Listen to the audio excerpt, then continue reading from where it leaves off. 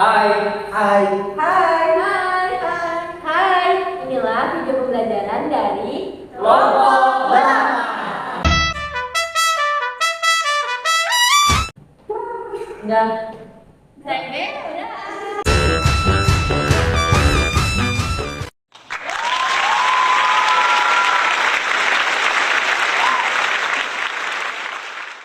Assalamualaikum warahmatullahi wabarakatuh. Waalaikumsalam warahmatullahi wabarakatuh. Bagaimana kabarnya anak? Baik.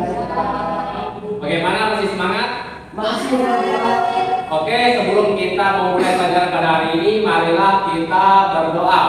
Untuk Walid, bisa dipersilakan untuk memimpin doa kita pada hari ini. Silakan.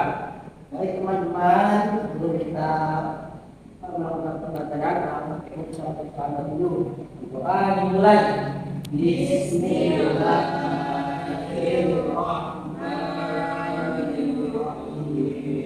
Raditu billahi rabban wa bil Islam dinan wa bi Muhammadin nabiyyan wa rasulan.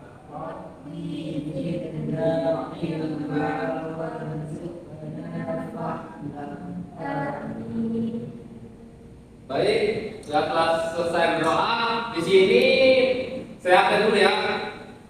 Di sini semuanya hadir kan?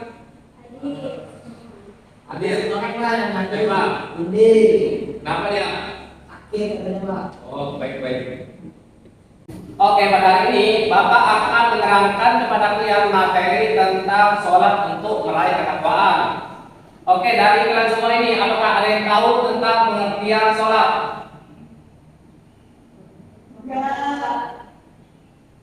Tidak ada? Oh, baiklah. Oke, sholat itu adalah ibadah yang diberi oleh Allah Subhanahu wa taala kepada Nabi Muhammad sebagai perantaranya yang dimulai dengan takbiratul ihram dan diakhiri dengan salam. Sholat ini memiliki 5 waktu. Yang pertama zuhur, ada asar, ada maghrib, ada isya dan subuh. Oke, Nana, di sini siapa yang hafal niat sholat subuh? Ya, silakan Bima. Benar sekali. Siapa di sini yang hafal niat sholat maghrib? Ya, betul.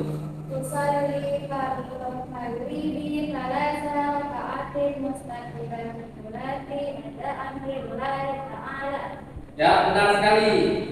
Untuk Nadira, apa niat sholat isya? Sholli fardhu isya'i arba raka'atin mustaqbilati adaan lillahi ta'ala. Ya, benar sekali. Jadi setiap sholat itu memiliki macam-macam niat, tergantung waktunya. Ada sholat, ada saat siang, ada sore, ada malam, ada juga subuh. Jadi itu 5 waktu yang Allah beri kepada kita untuk beribadah kepadanya dan meminta ampun, doa apapun kepada Allah Subhanahu wa taala. Nah, dalam sholat ini untuk meraih ketakwaan ada beberapa hal yang harus kita perhatikan saat mau sholat. Yang pertama, khusyuk dalam sholat. Nah, pas dalam sholat kita ini tidak boleh memikirkan kemana-mana pikiran kita. Tujuan kita fokus ibadah kepada Allah Subhanahu wa taala.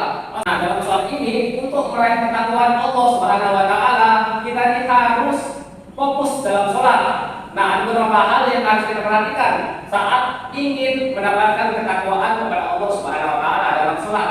Yang pertama yaitu khusyuk dalam sholat.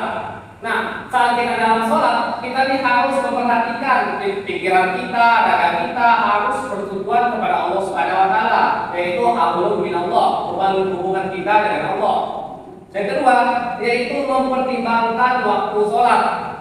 Nah, kan kita banyak nih yang misalnya sholat menunda waktu, atau kita misalnya duluan sholat, itu tidak boleh. Kita harus sholat sesuai dengan jamnya dan ketentuan yang diberikan oleh Allah Subhanahu wa taala yang dikirim kepada Nabi Muhammad SAW sampai saat ini. Yang ketiga, ada mempersiapkan diri sebelum sholat. Nah, saat sebelum sholat ini kita harus mempersiapkan ada beberapa hal yang kita siapkan. Yang pertama kita harus suci dari hadas, najis. Misalnya kita melakukan wudu untuk membersihkan hadis atau najis yang ada di tubuh kita. Dan kita juga harus melihat pakaian kita untuk menghadap Allah Subhanahu wa taala.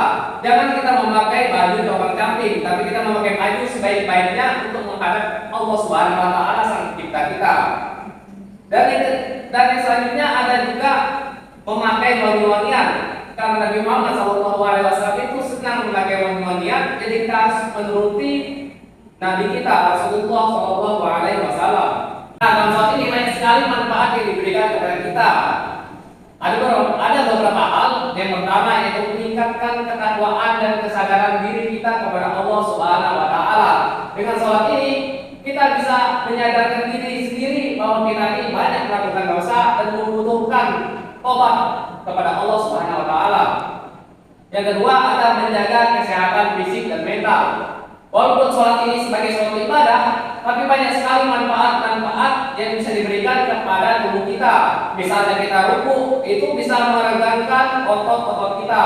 Maupun kita sujud, itu mengedarkan darah-darah kita semua, agar kita ini menjadi lebih sehat dan selalu bergerak-gerak.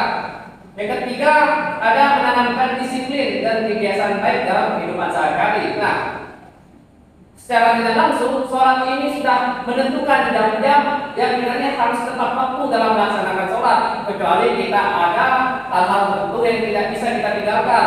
Misalnya zuhur jam 12.30 misalnya. Nah, kita ini harus tetap sholat jam 12.30 untuk mendapat banyak pahala dari Allah Subhanahu wa taala.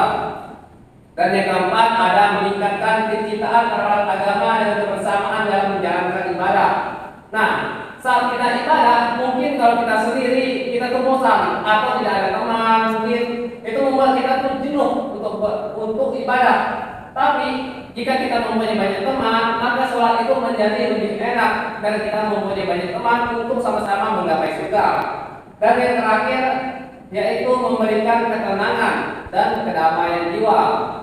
Sholat ini seperti yang Nabi Muhammad SAW katakan bahwa sholat ini menenangkan jiwa, baik dalam raga, baik dalam rohani. Apapun masalah kita dengan sholat pasti itu akan terselesaikan dengan baik jika itu sungguh-sungguh dan hanya kepada Allah Subhanahu wa taala.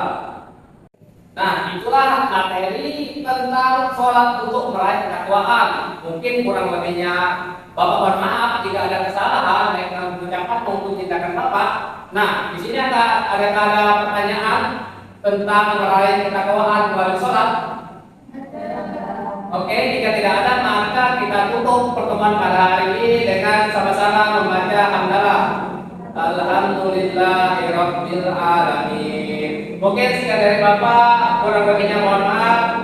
Assalamualaikum warahmatullahi wabarakatuh. Baik, selamat siang. Ramadan tiba, Ramadan tiba, Ramadan tiba.